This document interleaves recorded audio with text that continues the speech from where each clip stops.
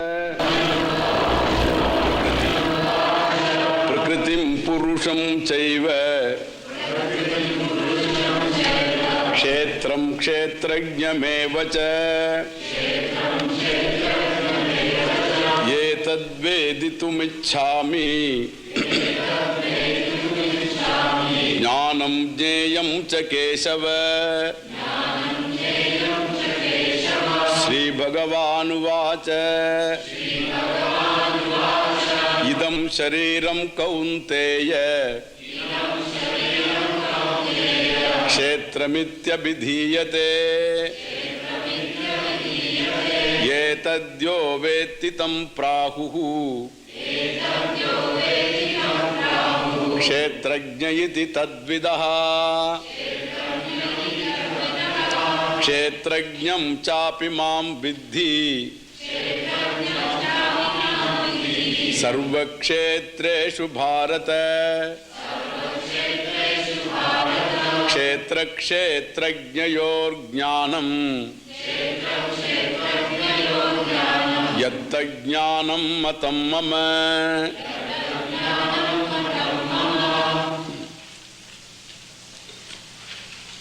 What is known is Kshetra, and the one who knows is the Kshetrajna. The knower and the known, to begin with, are not identical. The known is distinct from the knower. Since I know the Kshetra, the field of experience, the knower is distinct from the field of experience.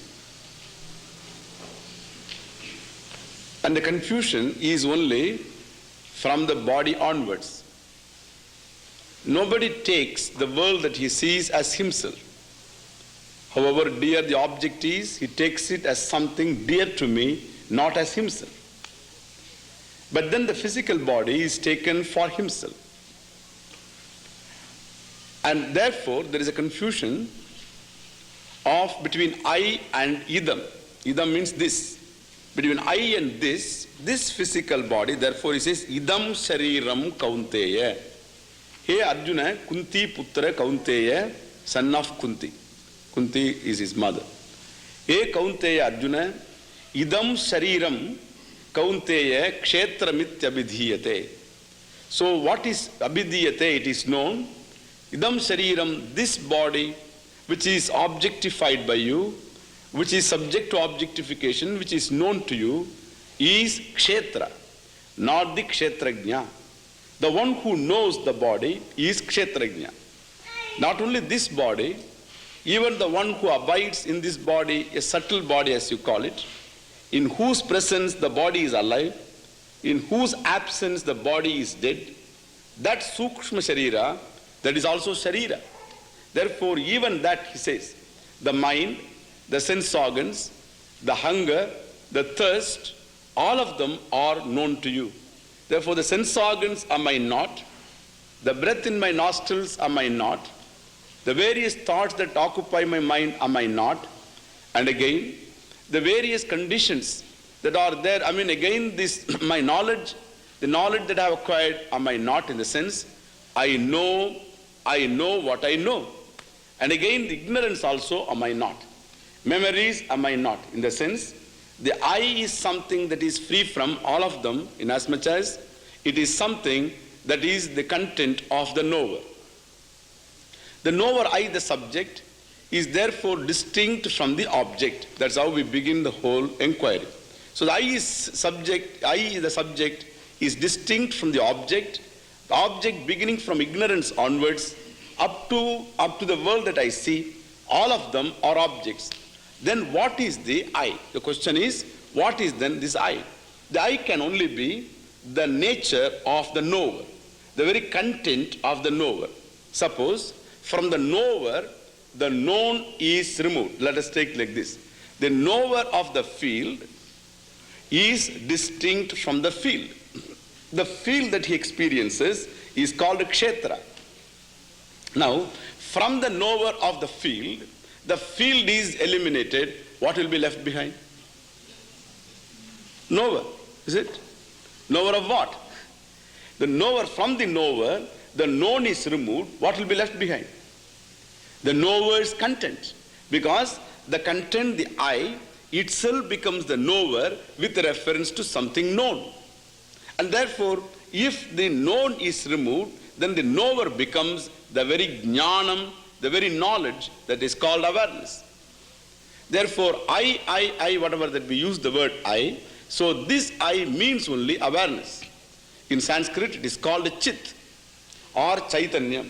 So awareness is Chaitanyam, and this awareness knows no limitation, I said yesterday. For awareness is something that is not limited by space, much less by time. So since it is not limited by space in the sense, awareness is one in which all that experience is there in awareness alone. There is nothing that can stand apart from awareness, for awareness is something in which the space is. And therefore all that is there in space, all that is there is in space, and the space itself is in awareness. Therefore there is nothing that is away from awareness, that is I. Therefore from I standpoint, I am not away from anything. From anybody or from anything, I am not away. Even if there is a Lord, the Lord is aware of His knowledge. His knowledge means all knowledge. He is aware of His all powers. He is aware of everything. About that Lord we will discuss later. So He is aware of everything. Now the awareness because of which He is aware of His knowledge is the awareness because of which I am aware of my knowledge. My knowledge may be limited, His knowledge may be limitless. Both of us have our being in awareness alone. The Lord is around, and I ask Him, who are you? And He also has to begin with that I. He has to say, I am. He has to begin with the first person singular. I am the Lord. Don't you know? That he has to begin with I am, all right. Then the Lord and the other things. But as you also say, I am so and so, the so and so is an adjective to I am, in fact. So it is a qualifying thing, and to make you distinct. But then both the Lord and the Jiva, the individual, and all other beings have their being in I alone. So this I is something that is said as Chit Chaitanya, awareness, not limited by space. It is not only unlimited by space, but it is something that is at once free from time. Let us analyze. This awareness, is it something born? Is it something that is subject to death? If awareness is born, then awareness is born in time. Time becomes absolute. So in that time, awareness is born. Awareness, the birth of awareness is an event. And time becomes absolute. But then the time is not something that is independent of me, the awareness, the awarer. Time is, awareness is. If awareness is born, then it is bound by time. If awareness is bound by time, then it is subject to death also. Anything that is bound by time must necessarily undergo change. And change is what you call death. So any beginning, any end, a particular thing in a form, if it is destroyed, that particular form is destroyed, you call it death. A beginning means, a beginning means it is a mark on the sands of time. And death means, end means, again it is a mark on the sands of time. I was born. Then immediately you should answer the question, when? When will be the next question? I was born. When? Please think of a birth without time. Don't answer the question when, and then please see the beginning. Born. Don't think of time. Born. Don't answer when. Born. Just see in yourself. Born. Anything born. And if it is born, the previously it was not. And now it is born.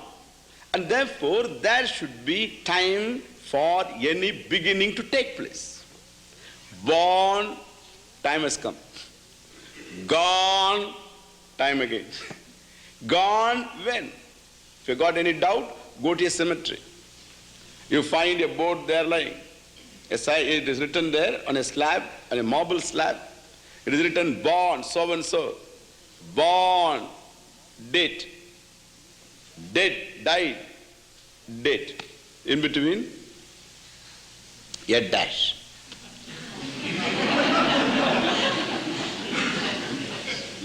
A dash is there. A straight line.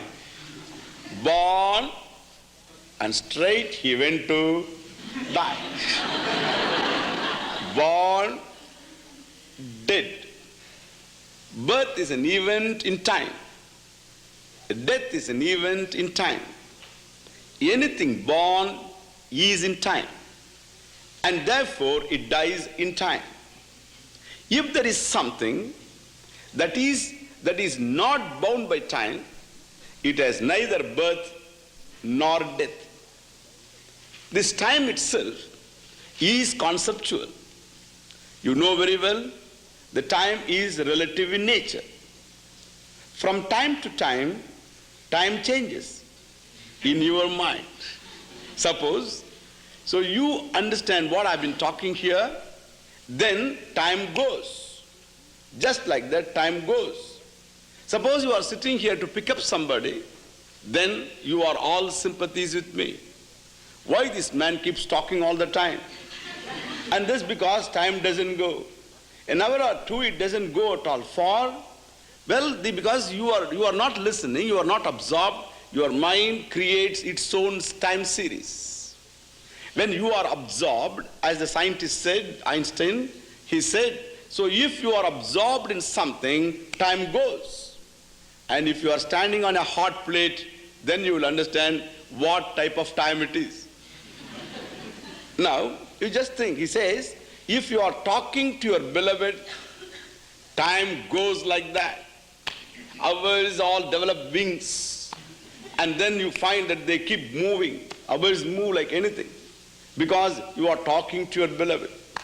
And he says, well, for a change, please stand on a hot plate.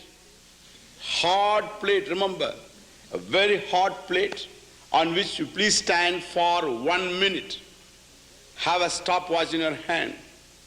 And don't stand even for a second extra, please. And then you will understand what a second is. Now you won't know what a second is. The second hand never moves at all. It doesn't move because down below is hot plate. That is time. The time is something that grows, that becomes entirely different when your mind is painful, he doesn't want to accept a certain experience. Then you find that time is something that goes slow. You find a lot of grass grows under your feet.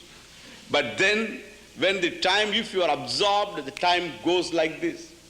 This is the time that differs from mind to mind, but in a given mind it keeps changing all the time. And again this time, if you still think that it is something that is not conceptual, then in dream what happens? 25 seconds, I'm told, a man dreams in a given spell. 25 seconds. 25 seconds you may dream, and the dream was 50 years, please.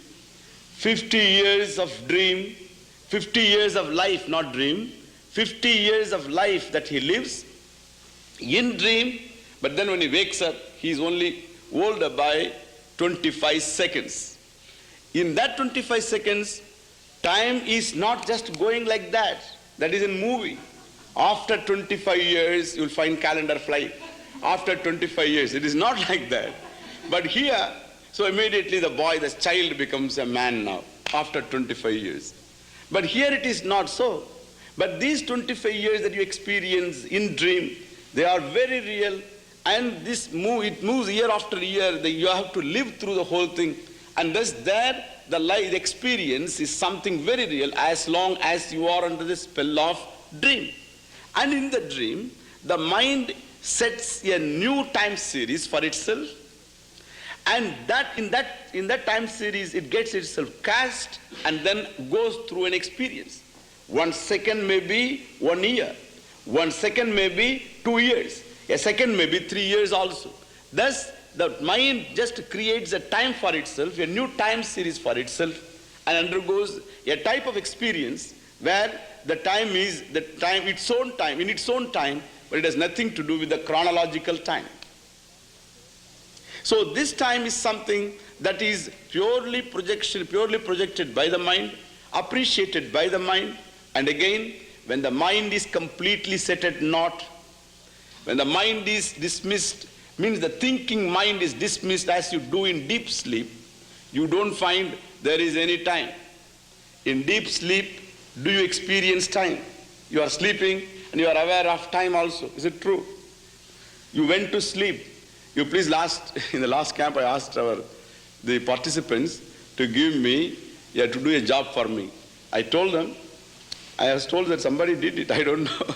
So I told them one thing. I say, please bring me tomorrow, you can also do the same thing.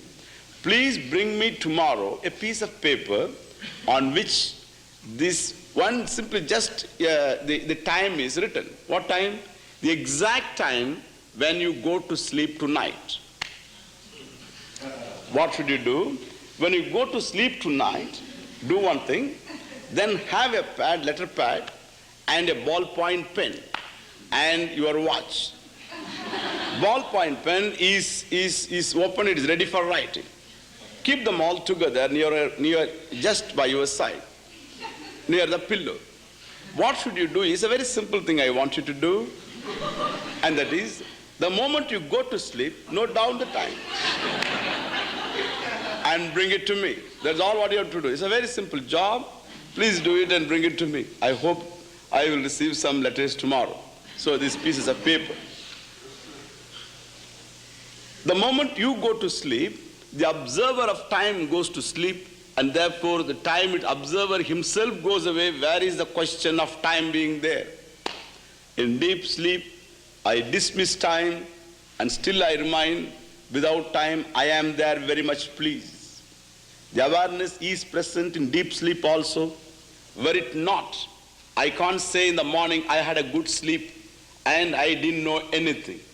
That I didn't know anything, time or space or anything I didn't know. Space disappears. Space means the place disappears. That I am here in this room and all that, this concept of space, that also disappears. Time disappears along with space, and still I remain there. As a being, I remain there. Again to get up, the awareness is. In deep sleep, awareness is. In dream, awareness is. In waking, awareness is. Awareness has no sleep or dream or waking. It is always wide awake. It is always there present. When the time is, awareness is. When the time is not, awareness is. That awareness is therefore not bound by time. If it is not bound by time, definitely it has no beginning, much less it has got an end. And therefore this I, the awareness, is free from time, and hence neither a beginning nor an end. This is what they call eternity, please. Eternal means not continuity. What is continuous is in the medium of time. What is eternal is something that is timelessness. If the timelessness has no length of time, it is the very content of time. Think of it. All the past yesterdays, I think I told you the other day, all yesterdays were all todays. And the today is today. And all tomorrows will be today only. Tomorrow when you get up, you won't say good tomorrow. You won't say to another friend. And you will say good morning. Good tomorrow morning you don't say. And yesterday also you didn't say that good yesterday morning, nobody says. Good morning, every time it is good morning.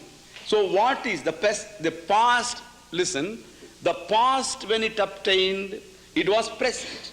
The future when it is going to obtain, it will be present. So the entire future is going to be present. The past was all the time present. I have been living through the present alone. The past was present. The future will be present. The present is what? Present. Now, what is this present? I want to know. What is this present? That presence itself before you. What is this present? The present is, you may say, the moment. Or the minute, let us say. The minute is the present. If the minute is present, then the minute has got 60 seconds. It has got 60 seconds. And these 60 seconds, that means there is a past second, there is a future second, and therefore, what is the present? The second. The second is the present. But then, the second is divided into microseconds, and every microsecond is a millionth part of a second. And therefore, what is present? The present is a microsecond. A microsecond is again made into further micro. Now, they say, the physicists tell me, that the microsecond is further made into micro, please. And thus, so if it is made further, divided, what is present? Present will be what? Now. Now, what is the length of now? What is the length of now? The length of now is present, you will say. Then what is the present then? The present is something, suppose you say it is a microsecond, which again can be divided into any conceptually, you can keep on dividing. Still the present won't be there, because anything divided, still if it is subject to division, then past, present and future is there. And therefore, what is present? Present is something that can never be further divided, where there is no length of time. When the length of time erases itself, there is the present. The present, the concept goes, the presence alone remains. What is the truth of time? Please just think of it. What is the truth of time itself is nothing but awareness alone. I am aware of time. Time is in awareness. And that time, the second, the hour, the day, the century, all these in awareness alone.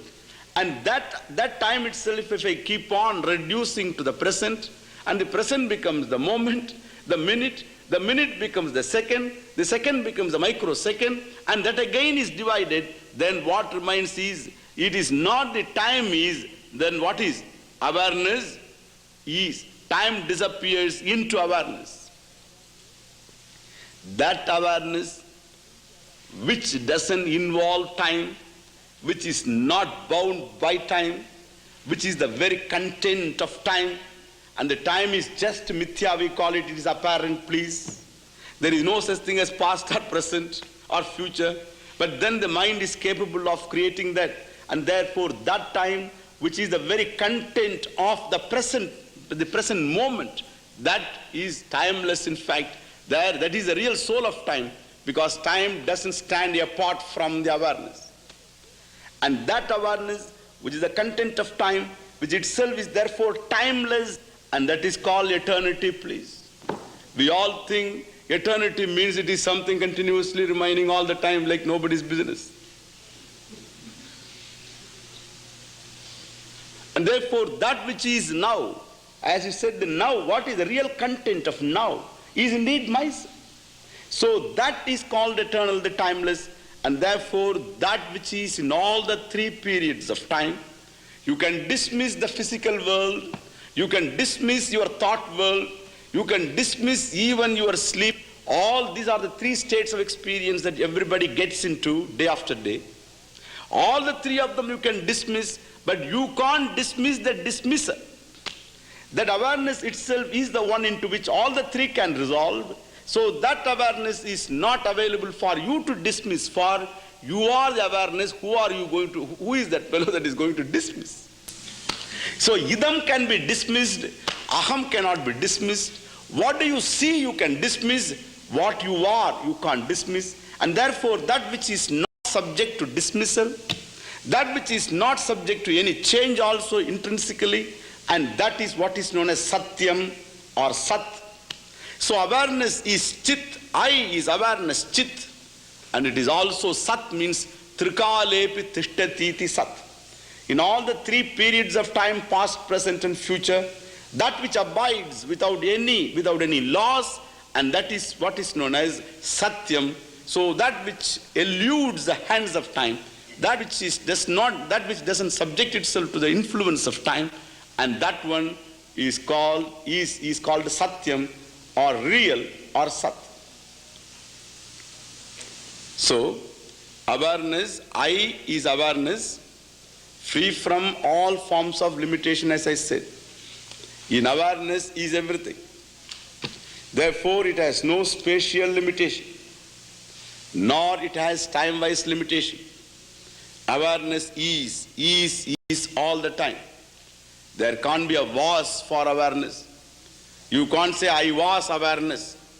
If you say, I was awareness, that means you are not awareness now. If you are not awareness now, how come you tell me I was awareness? I hope the awareful fellow makes a statement. One fellow was told by an astrologer in whom he has great faith, and he told him that you will die on December 1st at 10 o'clock. On December 1st, 10 o'clock, you will die of this year. December 1st came, 10 o'clock he was waiting, 10 o'clock came, he laid himself on his back and then closed his eyes. And somebody came around. Hey, please tell me, which is the house of this man? He opened his eyes and said, I am dead.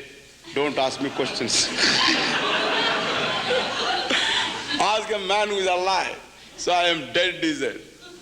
It is something like this, please. It is something like this. A fellow says, I was awareness. I say, if you are awareness, how are you going to say now? So awareness, I was awareness, you can't say. I am awareness, all the time I am awareness. It is that awareness with reference to something becomes the waker. When that awareness is taken along with the body, becomes a waker, as it were. Then again you are, that awareness is with the mind, only with the mind, dead to the physical body and the physical world. Then you call yourself a dreamer. Then again you just forget all these two types of experiences. Then you find you don't know anything. Then with reference to that ignorance, you call yourself a sleeper. But in fact, awareness, I, is neither a sleeper, nor a dreamer, nor a waker. From its own standpoint, it is always awake, wide awake, it is ever the same. It is not a waker or a dreamer or a deep sleeper. But then with reference to one thing, it is called so. With reference to, like even as I said, the fellow is an uncle because of a man, from whose standpoint you look at yourself, and again from the brother's standpoint, I am brother, uncle's standpoint, I am a brother-in-law or a cousin and whatnot, and again from father's standpoint, son. Like this, I keep on changing my names. And from my own standpoint, I am a simple Henry, not the eighth. You know that story? I'm reminded of that song. Last time also I said. So this,